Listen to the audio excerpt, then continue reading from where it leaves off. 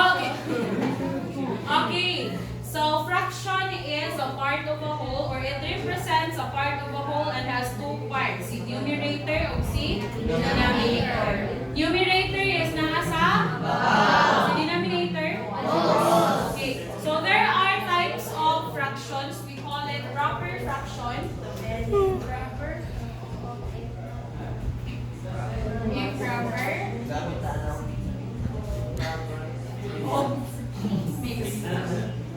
Mixed fraction. Sige. Proper fraction, improper fraction, and mixed fraction. So what do you think is a proper fraction? 1/2. Sabi gamay. Wala yung raise of hands. Wala, yung participation na eh. Sige, ano? Gamayan numerator miss niya. Mas nato ang denominator. Okay. So, si proper fraction is, proper siya, it's because gamay si numerator, dako si denominator. Like for example, 1/2, 1/4, 4/5, something like that. So, basta mas gamay si numerator kasi na kaysa sa denominator. How about improper fraction? Yes, laminate. Sabi na po. Mas dako si numerator kaysa ni denominator. Give me an example. Ano? Sige na niya. Ikaw. Example of improper. 3/4 miss. Improper. Mas dako si numerator kaysa ni denominator. Yes, miss. 4/3. 4/3. 5/4. Another. 5/4, 3/2, 6/2. 6/2. Okay, 6/2. Last. Sige. 5/4. Okay. So this is improper. Bali ni proper. Kung si proper gani nga gamay si numerator, dako si denominator, si improper gibali. Dako si si numerator, then gamay si denominator. How about si mixed fraction? Sa pangungka. Yes, tapan ni Kokit. So may tawagan ng part sa kilid. Whole number and a fraction. Sabay fraction naman. 1/4. 7. Another example. No and 1/4. Okay. And let's say yes, 1 and 1/4. 1 and 1/4. Okay. So a mixed fraction is the combination of a whole number and a proper fraction. So natay whole numbers kana siya. So guys, dito na siya itutong sa inyong mas denominator ha. Like for example, 1 and 1/2 ang pagsuwat is 1/2. So nagtupong na, dili na siya pwede itupong. So ara na siya sa center. Diha, kapit. So that's the proper way of writing mixed number. Mixed fraction rather. So sa proper fraction as well as a proper fraction ang tanawon lang nato ani is if lowest term na masiya. Unsay meaning sa lowest term? Unsay di na okay, dili na ma-divide. Like for example, let's have 3/6. Kaya si 3/6, is it in lowest term or wala pa? Wala pa. So, pila may lowest term? 1/2. 1/2. Wala? 1/2. It's because it can be divided by 3. So, 3 divided 3 is 1, 6 divided 3 is 2. So, again, basta mag-add na gani, add or subtract or anything else, make sure na yung final answer is in lowest term. So, dapat wala yung maka-divide. So, si improper, dili pa man siya lowest term. So, we need to convert this into mixed fraction para manito siyang lowest term. So, for example, 4/3. How do we convert this into mixed fraction? Improper. 4 times 4 divided 3. Okay, mag-divide. Isa man ito i-divide. 4 divided by 3. Okay. 4 divided by 3. So that is 1 and 1. okay, that's 1 and 1/3. So another way para mas dali sa inyo ang pag-divide, no need to show this solution na. So again, ang ato ang timan-an, ang ganang answer sa inyong divide or the quotient is our whole number. Wala. There. Si remainder, kanina sa ubos, mo ni gitawag og remainder. So this will be your new numerator. So diha, 1. And then your divisor is still your denominator. So copy the denominator lang. So for example, si 6 halves. Okay. So 6 half is 6 divided by 2. Or we can have, or directly na lang. Copy the denominator. 2. So 6 divided by 2. Pila ka to ang maso ni 6? 3. Okay. So 3 times 2 is 6. So ang iyahang remainder is 0 naman. So this will become 3 na lang. Kaya 0 over 2 is equal to 1 or 0. So wala na siya. So 3 plus 0 is 3. By the way, para mas masabtan sa tanan, kaning mixed fraction is also written as 1 plus 1/4 para mo 1 and 1/4. Dili na siya multiply ha. 2 and 1/4 is equal to 2 plus 1/4. So diri 3 and 0 halves, that's equal to 3 plus 0, which is 3 like it happened. Okay, another example.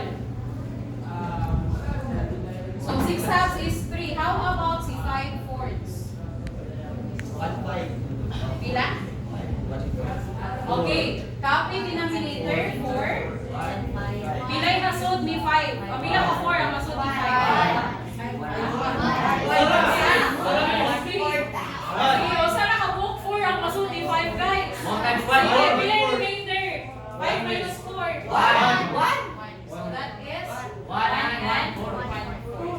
Pero if mag-limog mo ani, you can use this one. Pero ayaw ipakita sa ako ang ipangayo nga solution ha. Okay. So question regarding improper to mixed fraction. Or converting improper to mixed fraction. Wala na. Another example.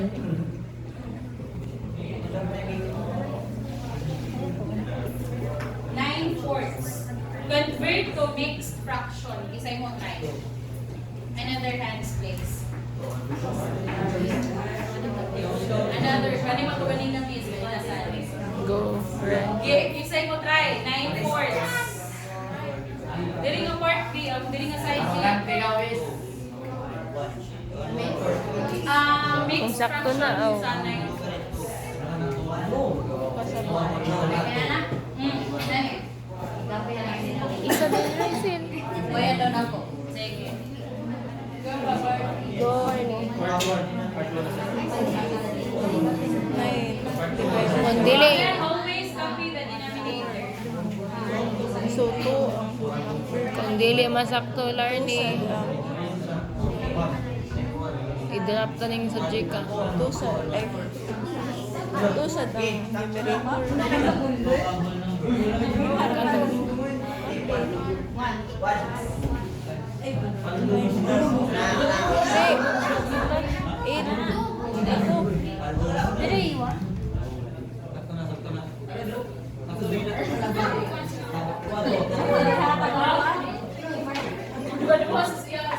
Okay, so 9/4 i-divide na to. So copy the denominator 4 and then 4 divide or 9 divided by 4. Pila ka 4 ang masud ni 9. So that's why na may 2.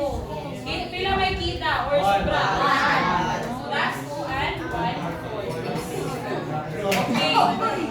Sige, so nahinuntungan na ang paagi sa pag-convert sa improper to mixed. Okay. Now let's move forward to mixed fraction to improper. How do we convert?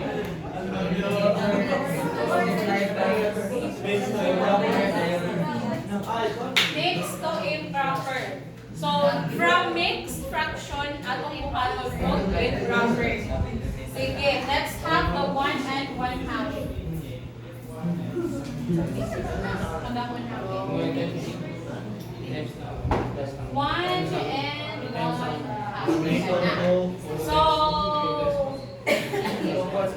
So for us to convert mixed fraction to improper, we'll need to multiply the Okay.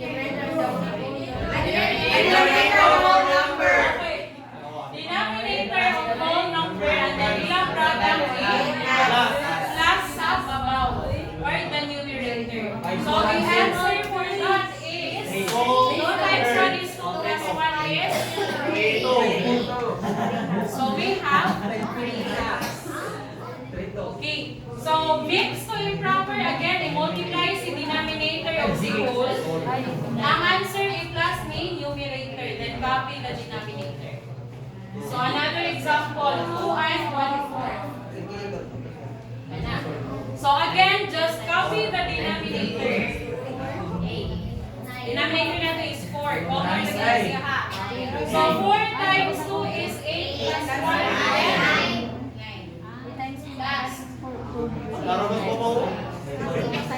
1 and 1/4. 1 and 1/4. Isay mo tayo. Wala pa. Kasi wala. Sige, ikaw. Kinalasan. 5-4, no? 5-4? 5 over 4. 4. Okay, so multiply and then plus. So that's 5/4. Question regarding this. Are there differences? Same denominator. Isa to. Sige din, Larnie. Isa to similar. Okay. Starting lang yan kaduha. Similar fraction is wherein duha ang imuhang list of fractions are having the same denominator. So that's similar. So the similar is lain-lain of denominator. So when we add similar fractions, 2/3 plus 1/3. So adding similar fractions is we just need to copy the denominator and then add your numerator. That's 3 over 3. That is equal to 1. Okay. So basta magkapalitan na gani ang numerator o denominator, that is automatic 1. Very good. How about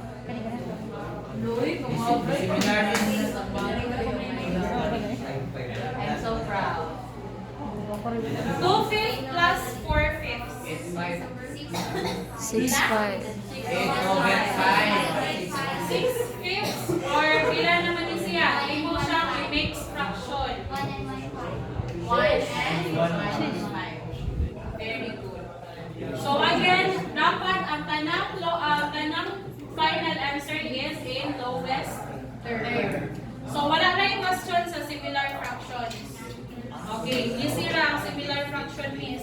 How about si dissimilar fraction?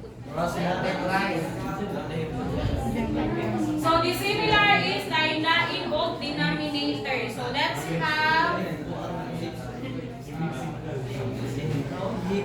have Umarin. 1/3 plus 1/4. We can have 2 ways in solving this. 2 ways. So first is LCD method. And then cross multiply. Nang sa nakasabot. Butterfly method. Okay, so sa LCD guys, LCD stands for the least or lowest. Automatic ba siya? So taas-taas ni siya ang pagi. It's because you need to list all the multiples of your denominators. And then pakitaan mo siya og dinakagamay na pariha. So for example, we have 3 and 4. So 3, 6, 9, 12, 15, 18, and so on. So sa 4, ang iyang multiples is 4, 12, 16, and so on.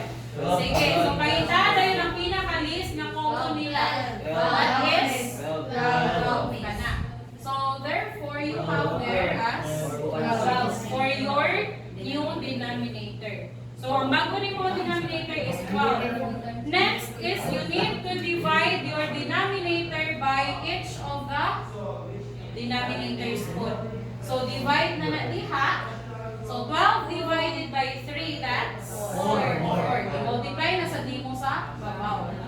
So, di ba, balila siya kaganina sa ato ang mixed fraction to improper.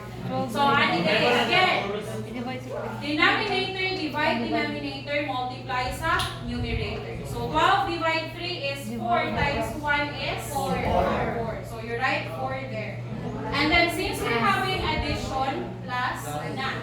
So 12 divide 4 3 times 1 3. So your final answer is 7, 12. Is this in lowest term? Yes. Very good. So that's how you have the answer by using the LCD method. So let's try the cross multiply. 1/3 and 1/3. Ari naman ako sububaw ka kay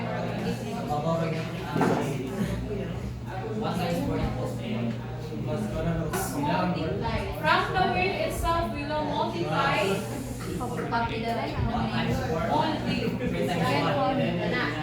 Sige. So, ani siya. And then, multiply this part here. Multiply your denominator and then multiply po ng nag-add back. So, 4 times 1 is 4. Then again, plus man na diha. So, plus. 3 times 1 is 3. 3 times 4 is 12. So, that's 7, 12. Sige, go. So, guys,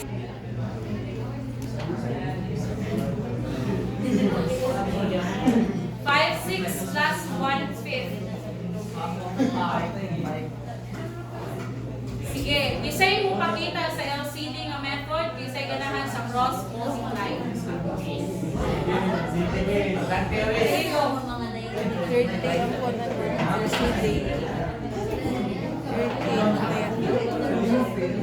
Sige na.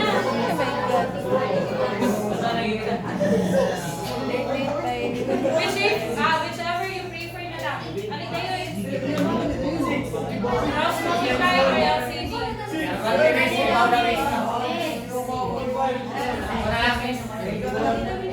Kasi wala pa. Wala pa kasi guys.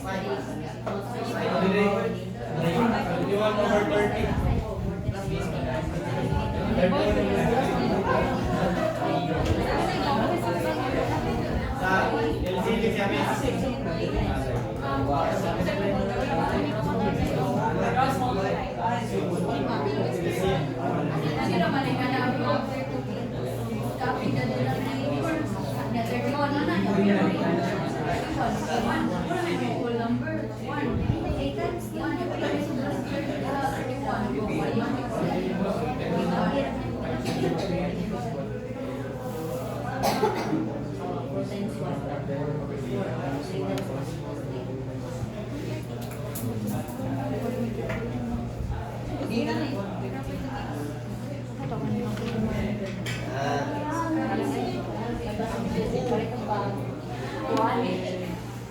Okay, so using the cross multiply again, multiply first your denominator. 6 times 5 is 30. So, i-multiply sa nasilha. 5 times 5 is 25. 6 times 1 is 6. 25 plus 6, 31 over 30. This is improper fraction. So, ato pa i-convert into mix. Divide. So, 1 and 1 over 30. So, this is the final answer. Guys, sa inyong papilon yung tungkol sa quizzes at Zapuan exam, make sure nga again, nakabox inyong final answer or naligyahan ninyo or inyong i-circulate. Basta tibaihan lang ang final answer niya. Okay? Sige. So, let's show the LCD nga method. So, again, sa LCD, you need to find the least common denominator. So, pwede kayo maglista diha. Sino ko?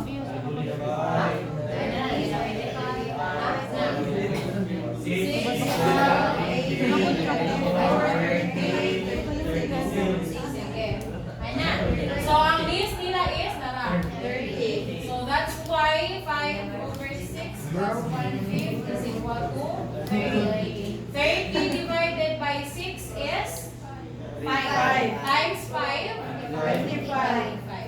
Plus 30 divided by 5, 6. Times 1, 6. Which is also 31 over 30 or 1 and 30.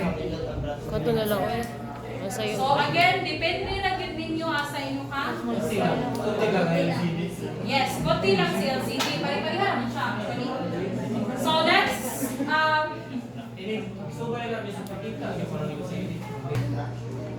kanang mixed fraction na siya. 2 and 4/7 plus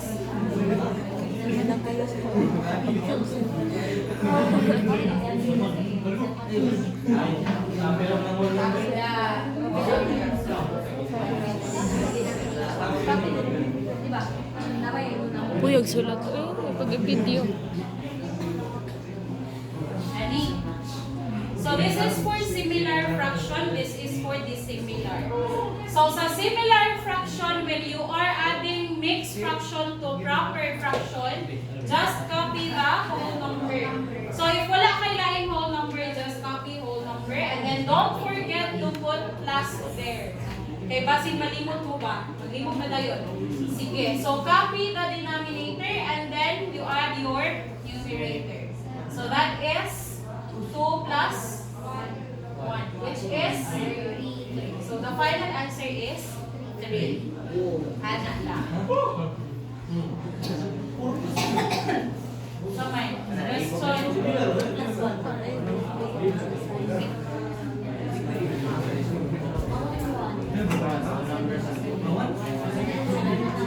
Yan na.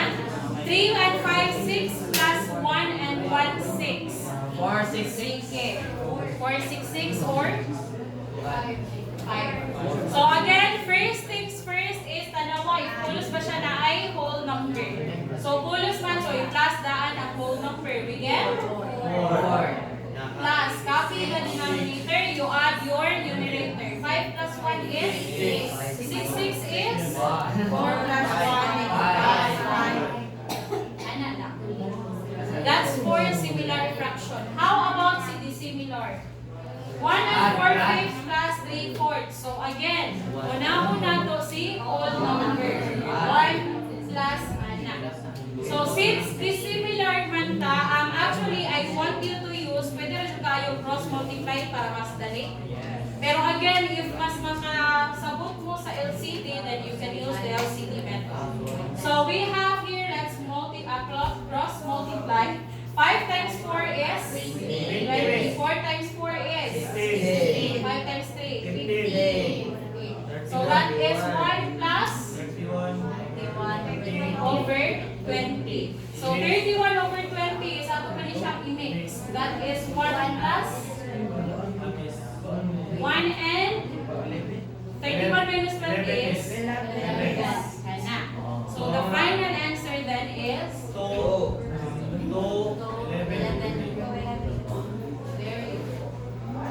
so that's how you solve the mixed fraction to proper fraction. So again, pwede mo mag-cross multiply, pwede mo mag-LCD. And then, ato pa dyan po nag-usap. Kasi na po mas kailangan. So as you can see here, mixed fraction, we can convert this first to improper para lakos na mo. So ato i-convert ka. Improper way na rin siya. So ang improper ni 1 and 4/5 is pila? 5 times 1 is 5 plus 4 is 9. Or 9/5. Kana. 9/5 plus 3/4 is ano lang. So pwede na mula ko sa cross multiply. So that is 20. 36 plus 5 times 3 is 50. So 36 plus 15 is 51 over 20. So i-divide si 51 by 20, you get 2. 42. 2 and 11, 20. Okay, 20 times 2 is 40 plus 11, 51. So 1 and 5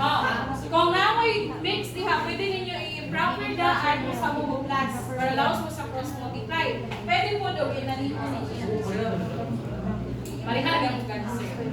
So, just make sure nga ang final answer is in lowest term. No. Sige, analyze ang point sa asa. Okay, time?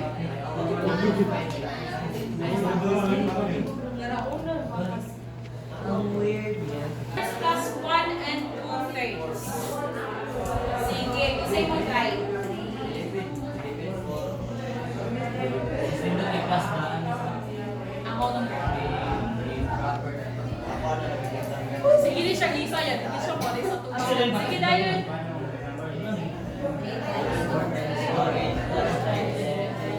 Sige. Dili sa front, the girls, wala yung white. Wala lang may... Monica. Wala ko kung wala pa rin. Ayun, wala ba? Uy guys, come on, I try. Uy,